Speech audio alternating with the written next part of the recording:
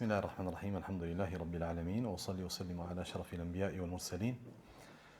Nabiyina wa habibina Muhammad ibn Abdullah wa ala alihi wa ashabihi wa man sara ala nahjihi ila yawmiddin wa ba'd. Allahumma allimna ma yanfa'una wanfa'na bima 'allamtana wa zidna ilman ya karim.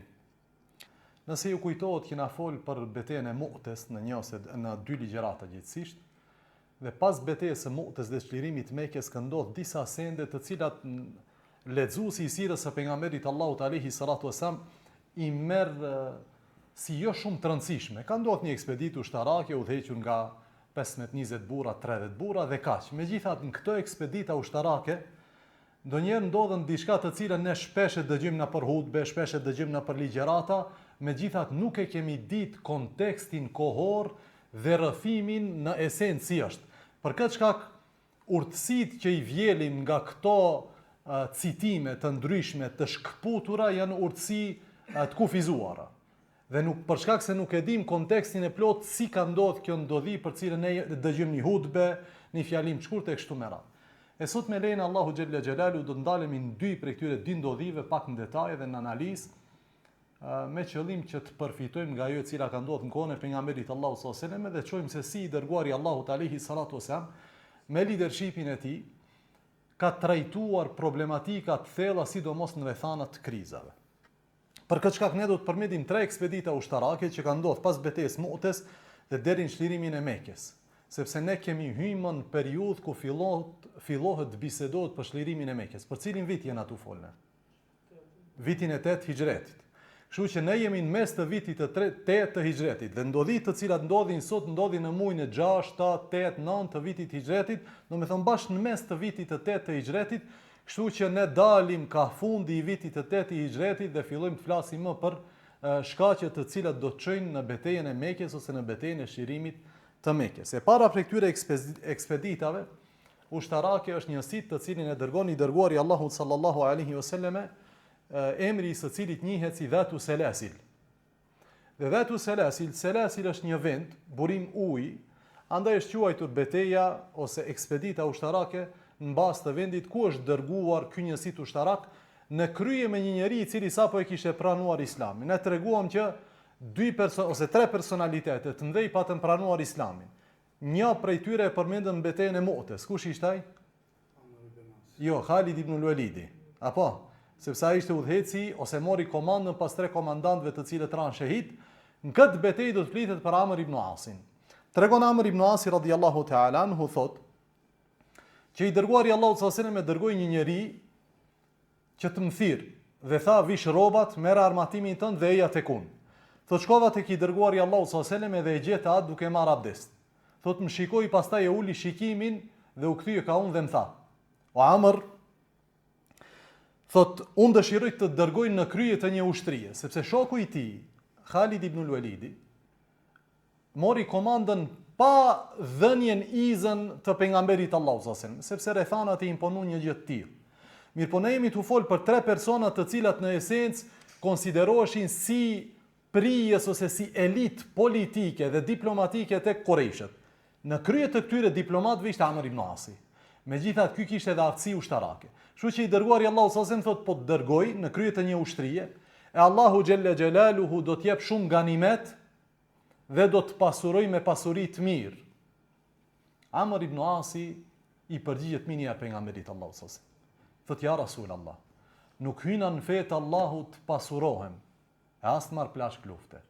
Po hyna në fetë Allahut nga dëshira ime për Islamin, edhe që ta shoqëroj të dërguarin Allahut sallallahu alaihi wasallam. Dhe kjo tregon çiltërsinë e zemrës së Amr ibn Asit radhiyallahu ta'ala anhu. Megjithatë i dërguari Allahu sallallahu alaihi wasallam e përmirëson këtë bot kuptim të Amr ibn Asit. Ne si musliman, po në vlerësojmë dynjan në sytë tona, se është e pavlerë tek Allahu xhella xhelalu. Megjithatë, a ka mundësi që dynjaja të jetë në hizmet të kauzave të mira? Po. Thot pejgamberi Allahu sallallahu alaihi wasallam: "Ya Amr, o Amr, ni'mal malu salihu lil mar'i salihi." Tha o Amr, a nuk e din se sa pasuri e mirë është pasuria për njeriu e mirë? Do me thonë, nëse ky njeri është i përshtatshëm dhe i mirë, dhe vjen kjo pasuri e mirë, do me thonë e mirë halal, ka për qëllim halal, dhe vjen duar të këtij njeriu të mirë, pa e se din sa kombinimi i mirë është kja, pasuri halal dhe njeri i mirë, kombinimi është i hatashëm. Kështu që ne kur lypim prej Allahut, që Allahut na pasuroj, lypni fillimisht prej Allahut që Allahut na bën neve përshtatshëm që tek ne të vjen pasuria e mirë. Sepse pasuria do të vjen, po ne s'do të jemi të mirë. E kuptoni? Pasuria vjen dhe pasurohesh, po ti nuk je i përshtatshëm për këtë pasuri.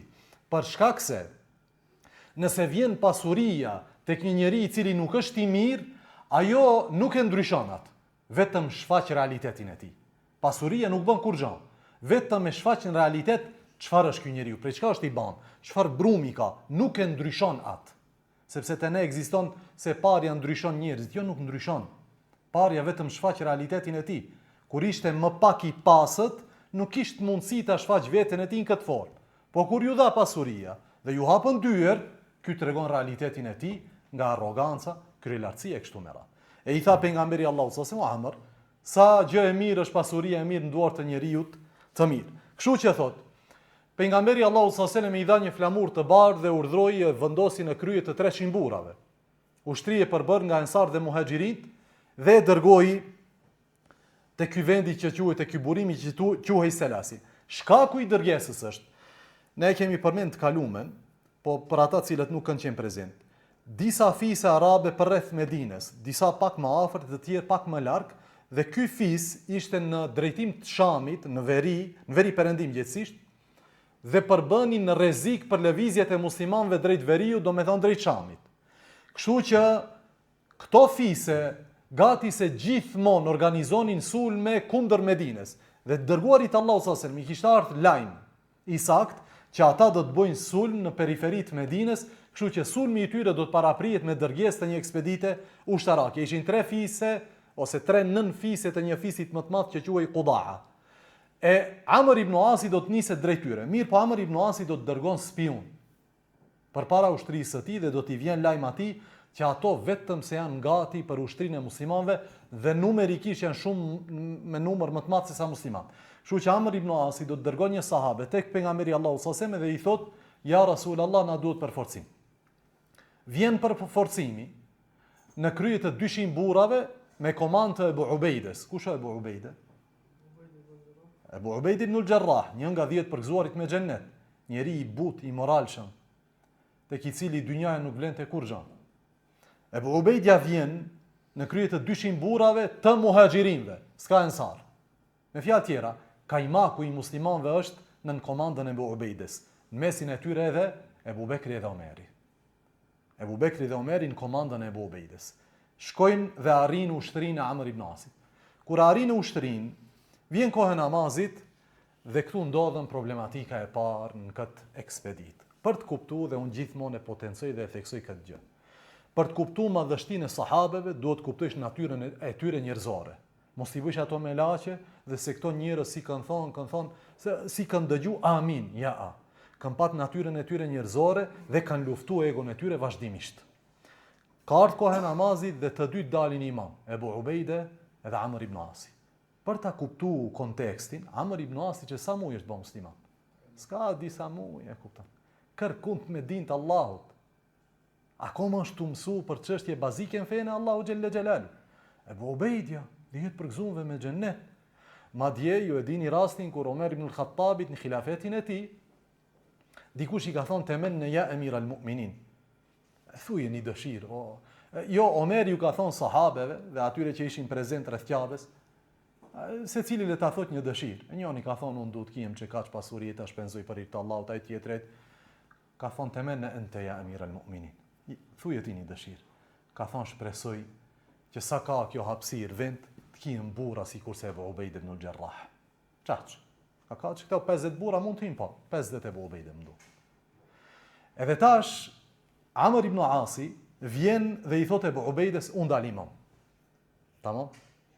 Ebu Ubejdja thot janë nuk del ti imam, po unë dal imam. Thot Amr ibn Asi unë jam komandanti jot, e ti e përforcimi im. Thot Ebu Ubejdja dhe në këtë e përkrahin njerëzit e vet, elita e muhaxhirinëve, thon ja, ti e mirë për ekipin tënd, 300 veta, ky është e mirë i jon. Ebu Ubejdi thot, Amr ibn Asi thot, ja Aba Ubejde, unë jam komandant i gjithve, ndërsa ti je përforcimi i ushtrisë time. Çekaq. Dhe merre pozitën që meriton. Ebu Ubejdia ka qenë në natyrë njëri i butë dhe shumë i kuptueshëm. Kështu që i thot Amr ibn Asit, o Amr, unë kujtoj porosin që ma dha i dërguari Allahu sallallahu alaihi dhe ishte fjalia e fundit që ma tha kur më dërgoi tek ju. Tha tatawa wala takhtalifa. Tha kur shkojsh te ai shoku jot, te Amri, bindju një njëri tjetrit edhe mos u përçani. Të jeni të një mendimi. Amri i tha, atëherë unë jam imam dhe ti je nën komandën time. Ebu Ubejdia tha, çashtu qoftë. Dil ti imam dhe ne falemi prapa teje. Kështu që Amr ibn Asi del dhe i uprin atyre në namaz. Të nesërmen, sepse ne jemi të folë për 15 ditë, nuk kena të folë shkojnë këto 2 orë dhe u kthyn. 15 ditë ekspedit ushtarak. Të nesërmen shkojnë, përfundojnë punën që kishin me fisin e parë. Dhe aty merret bagji plaçk lufte nga bagtit dhe devet shumëta. Pastaj vazhdojnë me fisin e dytë dhe fisin e tretë. Megjithatë, Amr ibn Asi jep do udhëzime ushtrisë të cilat nuk e kënaqin një pjesë të ushtrisë së tij, sidomos muhaxhirin të vjetër në krye me Umar ibn al-Khattabin. Tash në një problematik e të i kaluam. Ajo është se ky don të na fale në pranitë e Ebu Ubejdes dhe sahabeve mëdhej. Tamam, ai është komandant, le të falet. Natën e parë dhe në bujti të ushtrisë Amr ibn Asi ndalon ndezjen e zjarrit, edhe pse netët ishin tepër të ftofta. Kështu që sahabët u friksuan se smuhen. Andaj disa folën dhe në kryet të tyre muhaxhirin dhe në kryet muhaxhirinve Umar ibn Khattabi. I tha Ebu Bekrit, ja fol ti, ja ne ndezim zjarrit. Shkon Ebu Bekri dhe i thot Amr ibn Asit, ushtria janë të revoltuar 500 burë. Duan të ndezin zjarr, është shumë ftohtë. Tha Amr ibn Asi, ai që ndez zjarrin, unë personalisht do ta fus në zjarr. Kaq. Ebu Bekri merr urdhrin e Amr ibn Asit dhe ja kumton ushtrisë.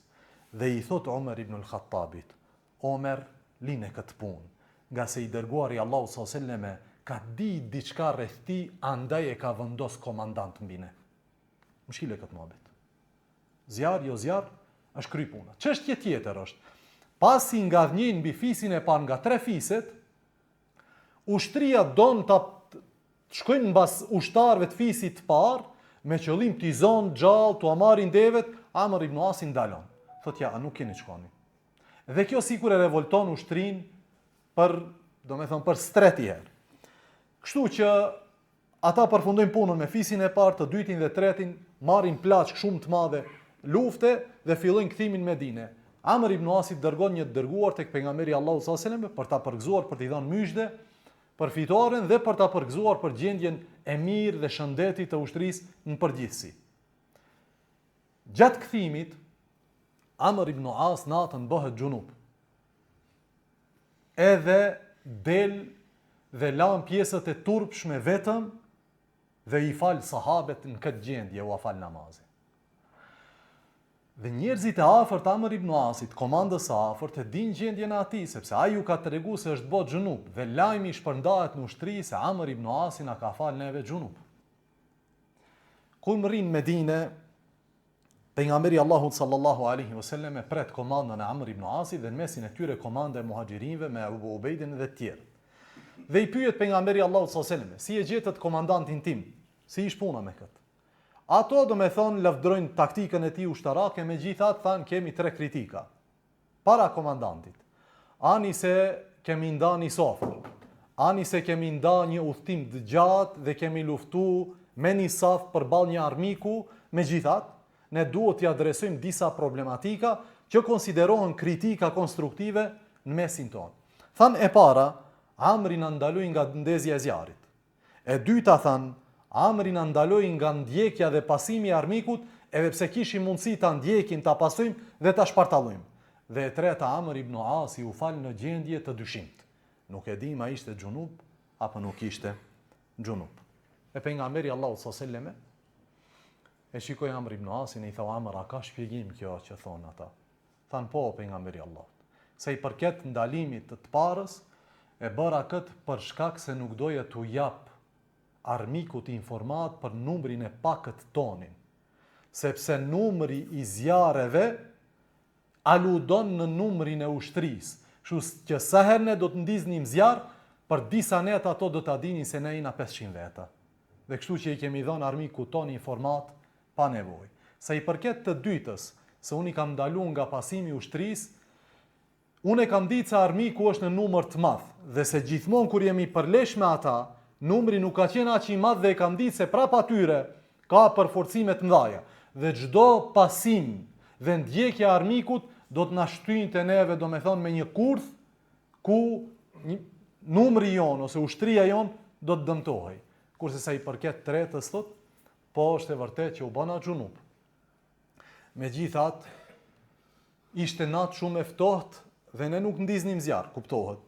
Dhe mu kujtua fjala Allahut xhalla xjalaluhu wala taqtulu anfusakum inna Allaha kana bikum rahima. Mos e vritni veten tuaj, se me të vërtet Allahu ishte i mëshirshëm ndaj jush. Reagimi i pejgamberit sallallahu alajhi wasallam e shikoi Amr ibn Asin, buzëqeshi dhe nuk tha kurrë. Çka? E unë duhet të ndalem pak në këtë rrëfim. Rrëfimi është i shkurt vëllezër, megjithatë jep model të udhëheqësisë ushtarake ose të një lideri pak më të lartë, sikurse është pejgamberi Allahu sallallahu alajhi wasallam, me gjithë shtresat e udhëheqësisë. Edhe atë në kohë krize dhe në kohë kur ka dyshim tek njerëzit për udhëheqësinë e një njeriu. Në këtë rast Amr ibn Asi. Ky i ri e ka pranuar Islamin, bëhet komandant i elitës së muslimanëve në rrethana ku vijnë çeçëksi mesele sikurse falja e namazit në gjendje të dyshimit, madje sipas disave në gjendje të xhunullokit. Kështu që gjëja e parë e cila duket këtu është se komanda në gjendje pasigurie dhe krize nxjerr në pa i thekson këto problematika që ndoshta ekzistojnë në brendsinë tonë. Përderisa gjithçka shkon mirë, gjithë qeshin të urrojnë për sukseset e kështu me radhë. Për në moment që ndodh diçka e pasigurt ose e dyshimt, njerëzit fillojnë dhe flasin. Dhe kjo ka ndodhur me Amr ibn Asin. Si derisa sahabët ishte gjatë ditës dhe nuk ishte nevoja për të ndezë zjarr dhe nuk ndinin ftohtin, dhe kur erdhi nevoja për ta ndezë zjarrin për tu ngrohtë, dhe ato e shihnin se zjarri realisht i ngrohtë dhe kanë nevojë për të, askush s'folte. Po kur ai u ndaloi zjarrin, sahabët filluan të reagojnë. Dhe kjo është shumë e natyrshme nga ana e njeriu, që të reagojë, të kërkojnë nevojat e tij. Megjithatë, këtu duket respektimi i hierarkisë së komandës. Ka hierarki. Ai tha kush e ndez zjarrin, unë e hudh në zjarrin e tij. Kumtoja ushtrisë këtë. Ky i cili e thot këtë tash ka hyrë në Islam, deri dje ka luftuar kundër nesh. E ky që duhet ta kumtoj këtë lajm kush është? Siddiq al-Umma radiyallahu anhu, Abu Bekr radiyallahu anhu. Nuk është një i rëndom. E ky e kumton fjalën e këtij komandantit ton. Edhe vet kjo, ky që kumton lajmin është mesazh vetë. Jo dikush tjetër, ti e kumton këtë. Më i madhi prej jush e kupton këtë realitet dhe ai duhet ta kumtoje. Jo dikush tjetër, jo më i vogli, jo më i pavleri, më i vlefshmi prej sahabeve. Ai është Abu Bekri radhiyallahu ta'ala anhu. Për këtë shkak ne do të ndalemi pik pas pike. E para është çështja e zjarrit dhe ne shohim te çështja e ndezjes së zjarrit disa aspekte, njëna çon te tjetra. Aspekti i parë është vendim gjakftohti një strategi ushtarak i cili nuk nxehet nga reagimi i nxehtë i ushtrisë, e neve na duhet zjarr, duhet ta ja. Juve ju duhet zjarr, kjo për nevojat tuaja personale, ama misioni don diçka tjetër. Jo interesin ton personal tash, sepse ftohtin mund ta durojmë.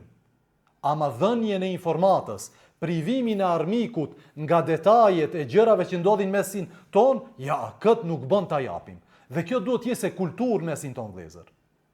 Kultura është problematikat e brendshme, detajet e përgatitjes gjërave nuk bën të jepet armikut, edhe nëse kjo të ne ndonjëherë shkakton jo stabilitet dhe krizë. Dhe duhet mbrohet me çmos. Andaj këtë e ka çmu i dërguari Allahut alayhi salatu wasalam, sepse sot në rrethanat e asaj që quhet data anglisht, dhana, ne dhana tona japim badihava. Edhe kur s'pyet askush, po të kallzoj be unë ku jam, edhe të kallzoj çka ha, çka pi, gjithçka. realisht kjo e pasuron armikun tënd. E pasuron për mënyrën e mendimit tënd, për kulturën e veprimtarisë tënde, për gjithçka. Amr ibn Asi, krye diplomati i Kurejshve, e ka ditë këtë gjë.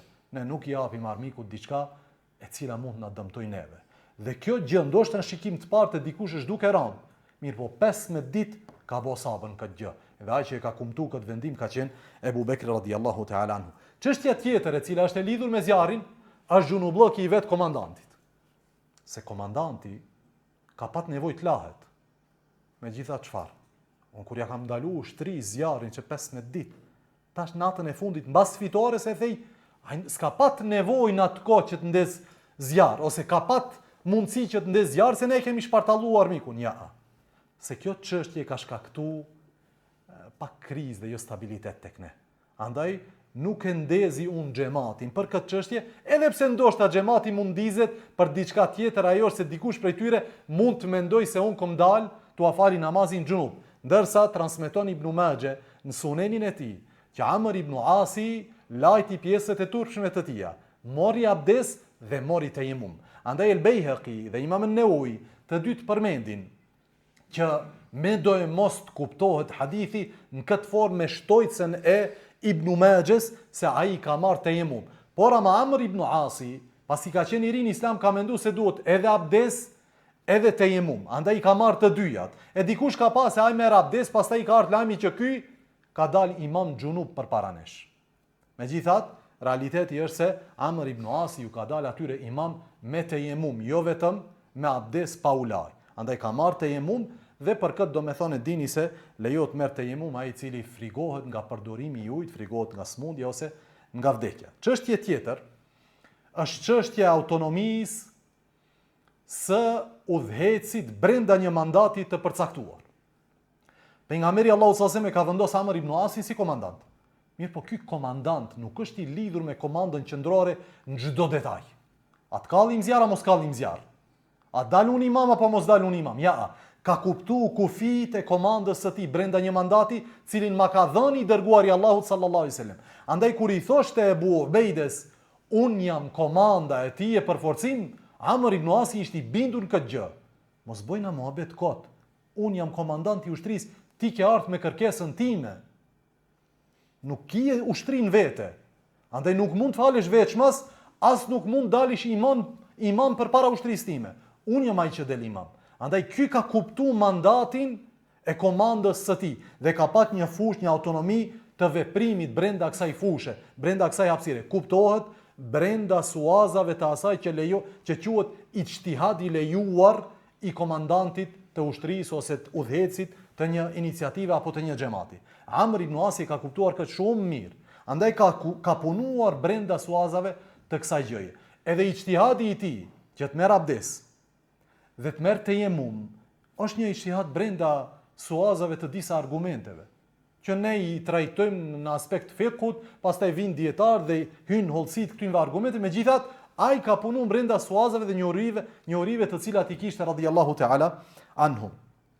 Por ama kjo komand dhe kjo autonomi nuk e përjashton komandantin ose udhëhecin nga llogaridhënia. Për këtë shkak vin sahabet Medine dhe kur e lëvdojnë prijesin ose komandantin për veprat e mira të tija, thonë, po ne kina do kritika. Tamam, Amr ibn Asi ka qenë në mezhlis kur janë bë kritikat? Ka qenë në mezhlis. Amr ibn Asi, kritikat e tyra i ka marrë si tradhti? Allah, si bej jetu fol për mua, e dish që 15 ditë kina hongër, kina paj, kina luftau kundër armik. Si vajshtë i sot? Ja, asë është tradhti, Allah. Se mbi komandantin është kauza, mbi komandantin është misioni, mbi komandantin është arritja e synimeve, pse është vukin komand në rend të parë. Andaj ne e shohim këtë si gabim. Për këtë shkak, as ai që raporton, as i raportuari nuk janë konsideruar si tradhtar. Ja. Sepse të dy palët synojnë përmirësimin e gjendjes të këtij xhamati, të këtij grupit njerëzve. Të dy palët. Ky me, do me thonë, logjikën e tij dhe vendime që i ka marrë, ata tjerët me njohuri dhe dituri dhe përvojën që e kanë pat më herët. Të dy palët synojnë të njëjtën gjë. Ajo është misioni të arrihet në mënyrën më të mirë me më pak probleme. Kështu që As Amri si ka konsideruar ata tradhtar, po as ata Amri nuk e kanë qit pi tefteri. Ku është duk se ata nuk e kanë qit Amrin pi tefteri, në faktin që ata, edhe pse dyshonin në gjendjen e tij të pastërtisë, e falën namazin prapa tij. Apo, si vetë falën mbas një imami xhunup. Po asnjëni prej tyre nuk dul që ta diskreditoj Amr ibn Asin publikisht. O Amr, shko mësoj para në çështjet e pastërtisë, e në hajde banu komandantene. O Amr, shko mësoj pak disa çështjet dinit Allahut, e pastaj dil përpara Ebu Bekrit dhe Omerit dhe falu përpara tyre. Ja, asnjëni prej tyre nuk mori guximin ta diskreditoj Amr ibn Asin për faktin që ata dyshonin në gjendjen e tij të pastërtisë. Asnjëni. As Ebu Bekr, as Omer, as Ebu Ubejde, asnjë prej tyre.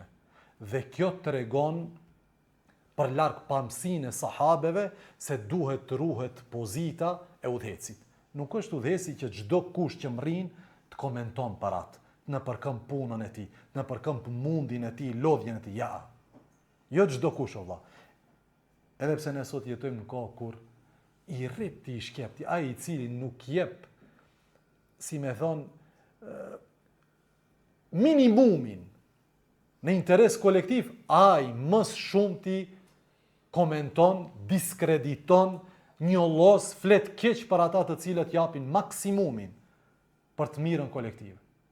Rrin shtëpit vet, asnjëherë nuk shoqërohet me askënd, është introvert, nuk ka dy shok, shkruan, e mallkon, e bën, e diskrediton, e njollos, pa asnjë llogaritëmi. E sahabët këtë nuk e kanë bërë. Tamam, ne mund të kena dyshime të ai. Megjithatë, autoriteti më i madh, ai do ta vendosë a jemi ne në sakt apo ai është në sakt. Dhe këtë e ka bë autoriteti më i madh. Dhe autoriteti më i madh këtë e bën në formën më të matur, alayhi salatu wassalam. Saqë kur vinë me 3 kritika. E para, ne jemi dëmtues, kemi pa zjarr. E dyta, ne kemi mund ta shpartallojmë armikun, mos t'i kujtohet më asnjëherë të çon ushtri kundër nesh. Dhe e treta, ne dyshim se ky na ka dalë imam xhunup. Kjo është e madhe, apo? Sot me i dal një xhamat i cili nuk di 2+2 nga feja Allah, po me i thon imami do të xhunup, pa abdes u falet. Botë e madhe, apo? E në është e madhe. Megjithatë, kjo çështje e madhe kur e dëgjoj pejgamberin Allah, kur e dëgjoj i dërguari Allah sallallahu alaihi wasallam, e boni atë të jetë impulsiv dhe të thotë, "O Amr, a jepet tamam? Çka është kjo akuzë?" Tho Amr, si e shpjegon këtë vendim që e ke marrë? E Amri gjak ftohtë e shpjegon dal nga dal. Kështu dhe kështu. Më e mire e gjithë kësaj është vula e pejgamberit Allahu sallallahu alaihi wasallam ndaj kësaj ndodhie. Kritika është akuzë e madhe, shpjegimi është i kapshëm, vula është buzëqeshje. Çka? E kjo vul, ose ky vendim, ose ky trajtim jep hapësirë për interpretim nga të dy palët. As ju nuk qortoheni për këtë kritikë që ja keni bërë udhëhecit, ama edhe ai jo se i ka ardhur veç për kote ka bokët. Ja. Ka hapësirë për interpretim, kështu që i dërguari Allahu sallallahu alaihi wasallam vetëm buzëqesh, edhe kjo buzëqeshje e tij është pranim dhe pajtim me atë të cilën e ka bërë Amr ibn Asi radhiyallahu ta'ala anhu. Në kësire thana, Amr ibn Asi sikur ndjen një lloj afërsie të veçantë me pejgamberin Allahu sallallahu alaihi wasallam, se pasi i dërguari Allahu sallallahu alaihi wasallam u ballafaqua me këto kritika ndaj tij, ai në fund i buzëqeshi. Dhe këtu vjen ai hadithi i njohshëm i Amr ibn Asit, ku ai e pyeti pejgamberin Allahu sallallahu alaihi wasallam, "Ya Rasulallahi, men ahabbu nasi ilayka?" O i dërguari i Allahut. Amr ibn Asi kemi thënë, është krye diplomati i Qurejshve, i sheh sendet pa me fol dikush. Nuk ka nevojë të fole. E kupton gjuhën e lëvizjeve, gjuhën e trupit, kështu që ka ndjej afërsi të veçantë nga i dërguari Allahu sallallahu alaihi wasallam. Tha i dërguari Allahut, kush është njeriu më i dashur tek ti? Tha pejgamberi Allahu sallallahu alaihi wasallam, Aisha.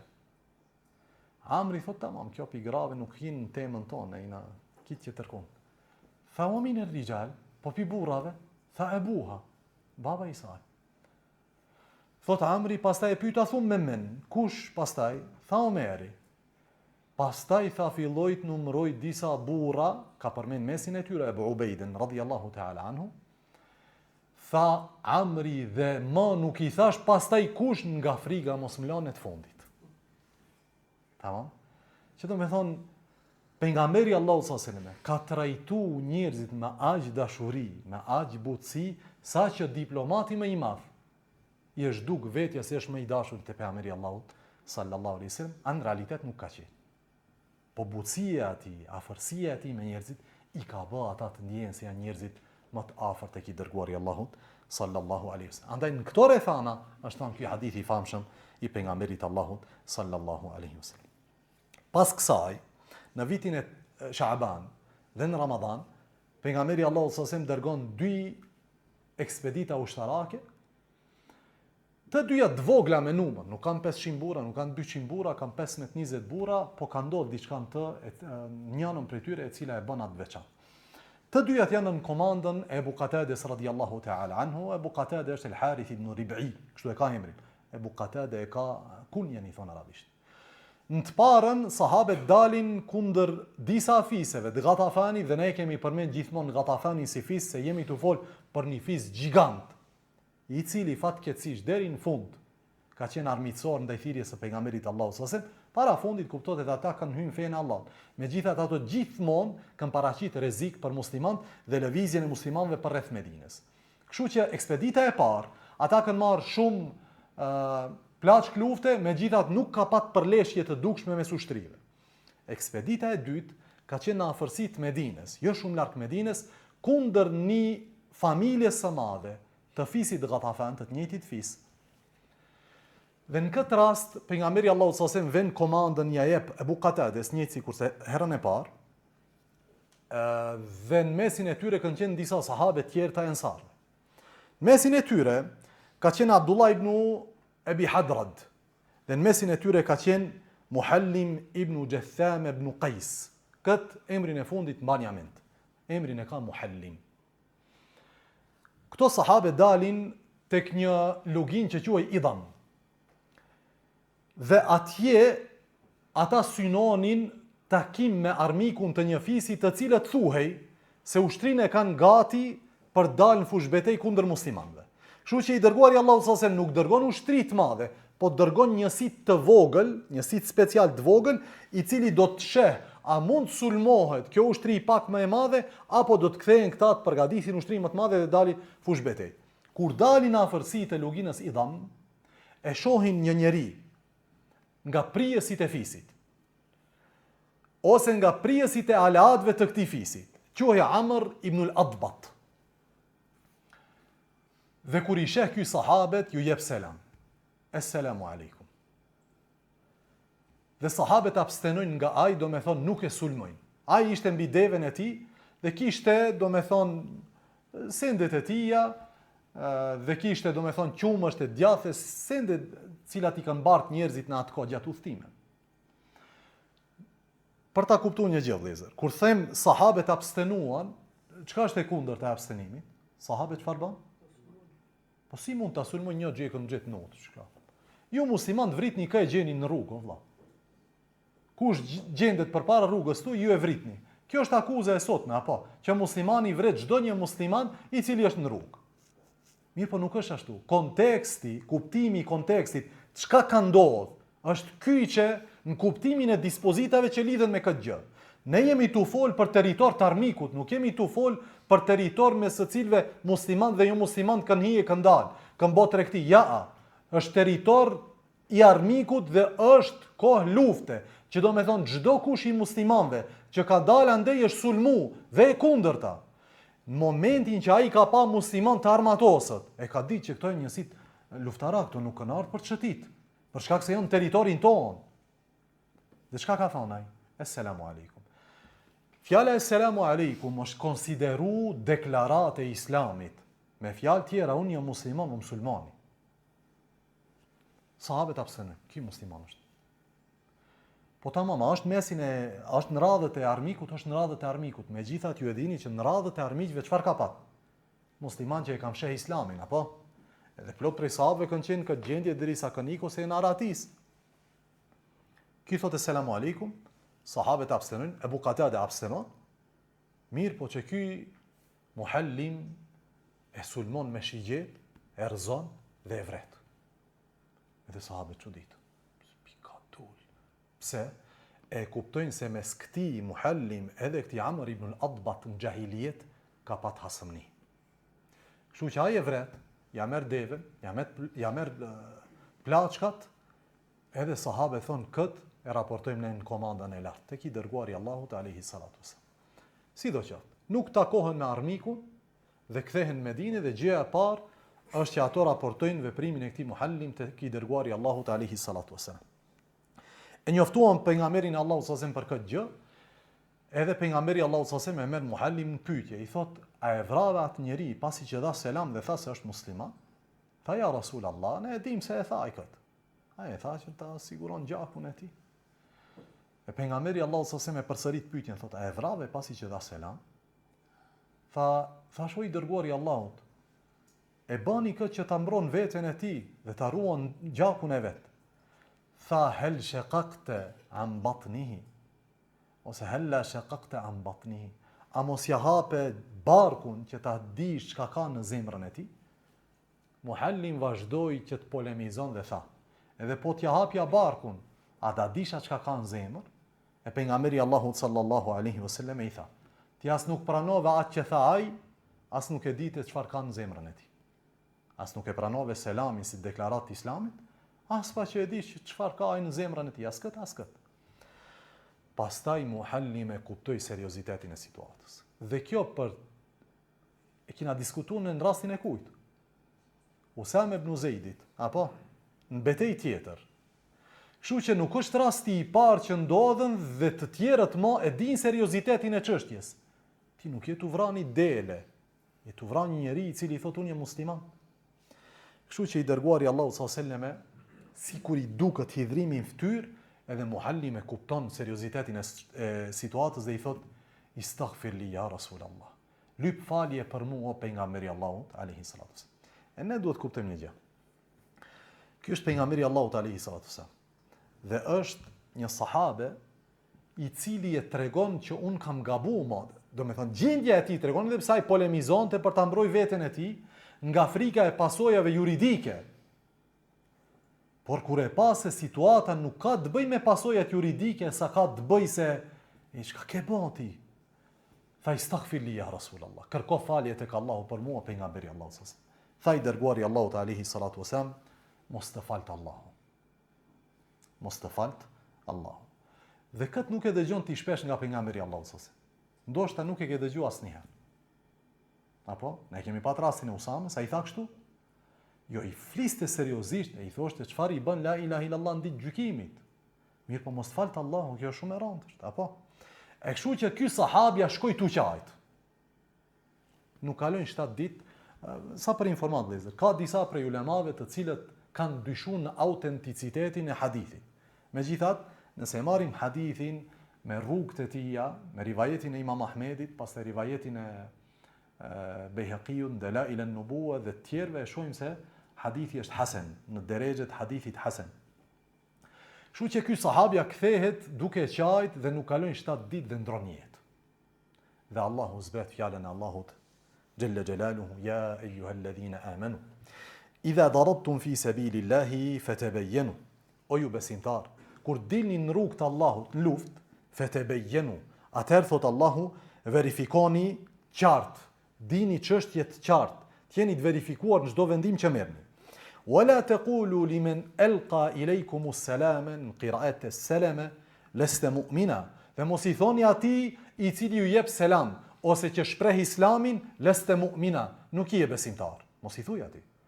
Ai që thotë selamu aleikum, mos i thuaj nuk je besimtar. Tabtaghuna 'arada al-hayati ad-dunya, që me këtë veprim ju synoni mirësitë e kësaj dynjaje. Fa inda Allahi maghanimu kathira, sepse tek Allahu ka shumë të mira. Për një plaç të vogël kësaj dynjaje, për një deve, për një hasëmni të vjetër, vazhdon Allahu dhe thot: "Kedhalika kuntum min qablu." Kështu ishit edhe ju më parë. Kështu, çfarë kështu? Në çfarë aludo? Kedhalika kuntum min qablu. Kështu ishit edhe ju më parë. Kush ju? Si ishin? Pa besimtar. Ose? Bravo. Se ky në me thonë është pa besimtar, ky pas ka qenë pa besimtar atër. Apo? Mirë po, wallahu alem, tefsiri kështu ishit, ju ishit besimtar që fsheshnit islamin dhe ishit dobët. Edhe në shansën e parë që shifshit musliman, Esselamu alaikum, unë jam musliman. Kedhalike kuntum min qablu, femenna Allahu alaikum, dhe Allahu juve ju dha krenari dhe ju dha mirësi. Do me thonë ju qiti nga ngushtica e persekutimit dhe shtypjes në krenarin e islamit dhe pejgamberit Allahu alihi es-salatu wassalam. Tha Allahu xhallahu ala, fatebejenu, edhe njëherë verifikoni çështjet. Inna Allaha kana bima ta'maluna khabira. Nga se Allahu me të vërtet është i lajmëruar për çdo gjë të cilën ju e veproni. Çdo gjë që ju veproni, Allahu ka haber për të xhella xhelalu. Vdiq Muhallim ibn Jathama ibn Qais. Po nuk përfundon rrafimi i tij këtu. Rrafimi i tij është më tragjik se sa që duket. Është transmetuar që familja e tij e kanë marrë Juthamen, Muhallim, dhe e kanë varros. Mirë po toka e kanë nxjerr jashtë. E kanë varros për s'dyti herë, toka e kanë nxjerr për s'dyti herë jashtë. E kanë varros për s'treti herë dhe toka e kanë nxjerr për s'treti herë jashtë. Sa që kanë thonë, sa herë ne ta varrosim toka do ta nxjerr jashtë. Andaj kanë shku në një gryk me shkëmbinj dhe e kanë hedhë në gryk mes dy shkëmbinjve dhe mbi të kanë hodhë shkëmbinj të mëdhej dhe kanë mbulu trupin e tij. Ditën në vijim shkojnë te pejgamberi Allahu sallallahu alaihi wasallam dhe e lajmërojnë për këtë rrëfim tragjik të këtij sahabiut. Dhe i thonë, ja Rasulullah, ka ndodhur diçka tepër e çuditshme. Dhe pejgamberi Allahu sallallahu alaihi wasallam e merr lajmin dhe nuk çuditet. Po thot kështu. Thot pejgamberi Allahu sallallahu alaihi wasallam, toka ka pranuar dikë që është më i keq se ai. Faraoni është varros, ai tjetri, nuk i ka çit toka, apo? Ose faraoni është fundos, megjithatë faraonat tjerë janë varros dhe toka i ka mbulu, i ka mbajtur në vete. Si e qitin i musliman që ka luftuar me pejgamberin Allahut alayhi sallam. Ta toka e ka pranuar që është më i keq se ai, por Allahu dëshiroi ta bëj atë një këshill dhe mësim për ju. Se ndodhi një herë, sikur ju nuk keni marrë mësim. Po ka ndodhur për s'dyti herë dhe tash gjithë duhet marrim mësim. Por Allahu thotë dëshiroj që atë ta bëj këshill dhe mësim për ju, në mënyrë që asnjë prej jush mos guxoj të vras atë që ka dëshmuar la ilaha illallah dhe që thotë unë jam musliman. Dhe çpa, ky që thotë unë jam musliman dhe dikush guxon dhe thotë ky është kafir? Dhe në përkëm nderin dhe gjakun e tij? Ky është kafir, merrja pasurinë sa pasuria e tij është halal? Toka nuk e pranon një njeri të tillë. Dhe kjo e nëpse është simbolik dhe është ndoshta e veçantë për këtë njeri. Po çka ndodhen me njerëzit sot të cilët nuk kanë mundësi që të vrasin dikën prej muslimanëve vetëm për shkak të rrethanave. Po ju jepej mundësia kishin bërë shumë më keq se sa që ka bërë ky njeri. Për shkak të hasënive të ndryshme të kësaj dynjaje. Për shkak të ideologjive të ndryshme devijuese të kësaj dynjaje. Andaj tha pejgamberi Allahu alayhi salatu wasalam, ai vetëm është mësim për ju, që mos merr guxim dikush prej burrave tu të vret dikë që thot la ilaha illallah dhe që thot unë jam musliman. Andaj vëllezër, rasti i këtij, që është rast tragjik, është mishrim se çka ndodh me një punë në interes kolektiv dhe njani nga këto pjesëtar në këtë xhamat e bën një gabim. Ne gjithë mund të jena në lini, ama njani prej neve bën një gabim të pariparueshëm. Kjo nuk është gabim i riparueshëm, të vritet një njeri. Nuk është se paguhet, shpaguhet. Është e pariparueshme. Andaj ne gjithë mund të jemi në vijë, po njëri del nga kjo vijë dhe bën një gabim të tillë. Po gabim nga i cili ne duhet sot mësojmë vëllezër. Nëse nga ne lypet që të jemi disiplinuar dhe të jemi në vijë, ne të tillë duhet të jemi. Edhe nëse dëniherë kjo shkon kundër egos ton. Filani, vallahi unë me filani sa problem kom pata më çe këto bashkëpunojmë. Po unë me filani na i mua ka ëngër hakun, po këto janë tu vazhdu me atë. Po tamam ti nëse i në këtë iniciativë, këtë xhamat dhe duhet me qenë vi vetëm për një interes më të madh, lini interesa të tjerë. Tabtaghuna arad al-hayati dunya, Allahu tha. Që me këtë synoni mirësitë e kësaj dynjaje, shkelni hierarkinë e komandës, shkelni disiplinën dhe rendin e xhamatit, shkelni kufit dhe parimet cilat i ka vendosur Allahu për çka? Tabtaguna arada al-hayati dunya, për një ego të kësaj dynjaje. Sa im ka fyr dhe më ka ofendu, dhe im ka bo dhe ku e diun, ndoshta ma ka hangër hakun dhe ka në përkëm nderin tim. Kjo ndodhen realitetin tonë, ndodhen Allah. Thash, po fatmirësisht shumë njerëzve nuk jepet mundësi të kenë armatim sot. Se kishit pa sende të çuditshme madje edhe në mesin e muslimanëve. Ku shumë musliman ishin bojë musliman të dikush, vetëm se haj se ka mund do dyshime për këtë. E pejgamberi Allahut alayhi salatu wasalam me shprehjen e tij, hella shaqaqta an batnihi, aja çajte barkun ta di çka ka në zemrën e tij, tregon se njohja e motiveve të njerëzve dhe në jetëve të tyre është e drejtë ekskluzive e diturisë Allahu xhella xhelalu. Çaja barkun prap s'da dish. Prap nuk e dish. A e ka thonë për ta mbrojt veten, a e ka thonë për interes, a e ka thonë sinqerisht për Allahun, prap nuk e dim Allah. E thënia e tij hella shaqaqta an batnihi nuk do me thonë po ja çajte barkun da dishe, po edhe t'ja kishe qa barkun nuk da dishe pse e ka thonë. Andaj linit gjitha rrethanat dhe indikacionet se kjo është bo për diçka, nëse ai thot unë jam musliman. Ai falet, ai agjeron, ai feston bajramin me ty, ai han kurbanin tënd, ai bën gjitha që i bën musliman, ama prap vallahi ki munafik është. Ky unë ja di pse i bën këto gjëra. Hella shaqaqta an batni, po t'ja çaje barkun prap s'da dish Allah. Se kjo është e drejtë vetëm me Allahu xhelal. Për ndryshe, po e sfidon Allahu në një prej drejtave ekskluzive të tij xhelal. Po i thu Allahut e në unu Allah mundet me ty, ti di do motivet njerëzve. Se ka indikacione që cilat indikojnë duken se pse e ka bërë ky njeri këtë për Allahun na ruaj. Në këtë rast përfundojmë këtë ekspeditë ushtarake, e cila thash është e vogël, po ka një ndodhi të madhe e cila na jep neve shumë mësime. E këto mësime vëllezër ne nuk duhet t'i marrim si rrëfime historike, po duhet t'i marrim si gjëra të cilat ndodhin tek ne, ndoshta të minimizume, jo në nivel të vrasjeve dhe ushtrive, po në nivel të lëvizjeve të ndryshme të individeve dhe xhamateve, por ama janë mësime prej së cilave të gjithë ne duhet marrim mësim dhe duhet përfitojmë dhe t'i marrim ata si shembull dhe prej gabimeve të tyre të përfitojmë. I mençuri është ai i cili merr gabimin e dikujt tjetër, mëson nga ai, e fut në praktikën e tij të përditshme dhe vazhdon duke mos i bërë të njëjtat gabime. Vazhdojmë me detaje tjera të cilat do të na çojnë deri në shirimin e Mekës të gjërat të nashme. Subhanakallahumma wa bihamdika ashhadu an la ilaha illa ant astaghfiruka wa atubu ilaik.